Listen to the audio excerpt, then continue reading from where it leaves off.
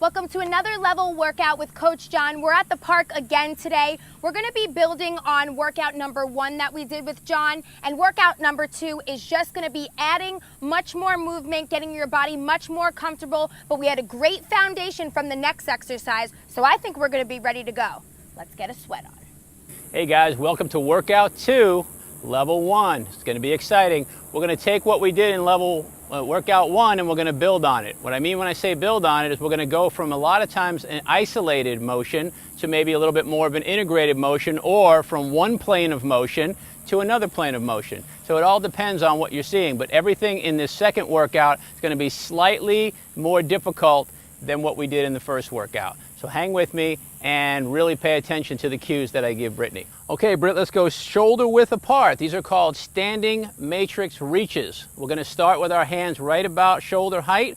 We're going to reach as far as we can forward. Don't go to the side, go straight out, okay? Straight out here, straight out there. Now, when you really reach, you're going to feel they have to decelerate that. You'll feel that in the core big time, right? You want to do a few going this way and then begin to start going a little more to the side.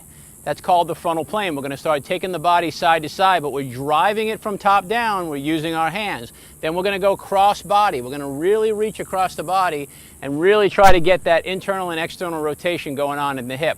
So exercise 1 is going to be a nice little stretch, just really getting your body moving. We're going to be taking it front, side, and across. You're really going to feel it in your abs. I feel a lot of this in my obliques. And again, it's very basic for level 1, but I promise you, if this is the first time doing this, you're going to feel it. Okay, building on our exercise that we did in workout 1, this is workout 2. We're going to be working this whole side body from the ear all the way down to my toe. Now, what we want to do is we want to take this guy here and just be driving him up in the air. I'm going to show Brittany how to do that. But I want you to really understand that when we do this, you're going to get as much length out of this side as we possibly can. And it's a little trickier than it might look here when I drive that up. All right, Britt, go ahead and lay on your left side. You want to actually come up a little bit so you're here on your elbow on the left, just like that. Perfect. And you're using a nice right hand to brace. Bring the knees up just a little bit further together though. And what you want to do is you want to use that bottom knee as an anchor and that opposite elbow as an anchor. So I want you to use your left elbow and your right knee. I'm going to have you drive that hips straight up as high as you can and back home. And again, you want to really take that up, hold it, and come back down. The key on the coming back down part is to come down slow.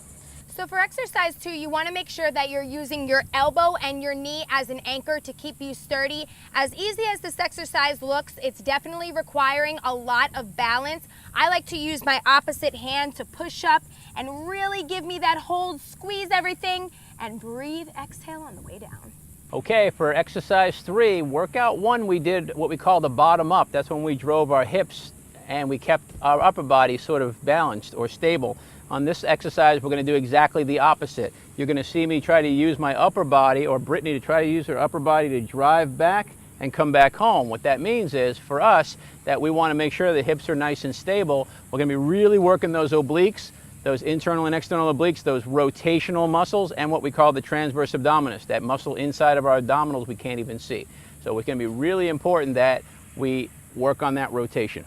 Okay, so you're in a great position right now. You're in about a 60-degree angle at the hips. What I want you to do now is just begin to start doing that rotation. Let your left elbow be your driver. As you come back, you'll feel those muscles decelerating. You're going to take those, use them, and pull yourself back home. So it's a nice motion right there. Go to what's called your neural edge. What that means is when the brain says that's enough, that's enough. Don't push through it. If you push through it, then the brain's going to have to recruit other muscles to compensate for that. For exercise 3, we're in a nice little stretching position. We're going to be rotating backwards. When we rotate, again, you want to do what's comfortable, feel a nice little stretch in those obliques. You don't want to overstretch it. If you have any sort of back pain, please make sure you're careful with this exercise because we are using our lower back here and we don't need anyone getting hurt because then we won't see you on level 6. Okay, for workout 2, exercise 4, similar to workout 1, exercise 4, we're going to have Brittany in this little thing right here called the shin box position.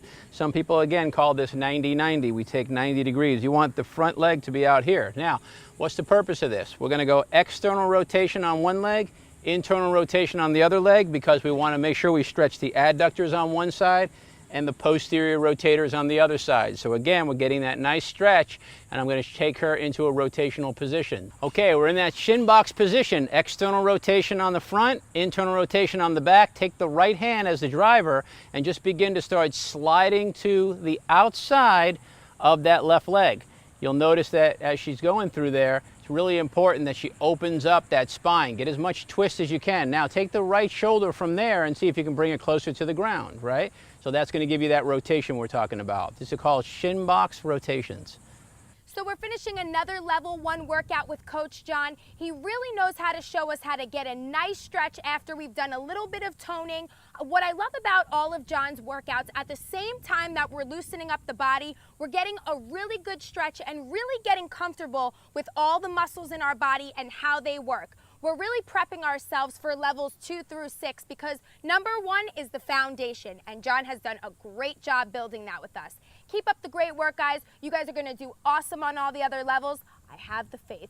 Just follow me. You're going to watch me struggle, so if you're struggling at home, do not feel bad. It's all part of that final product. Remember to connect with us. I'm Brittany Cascone for KTV.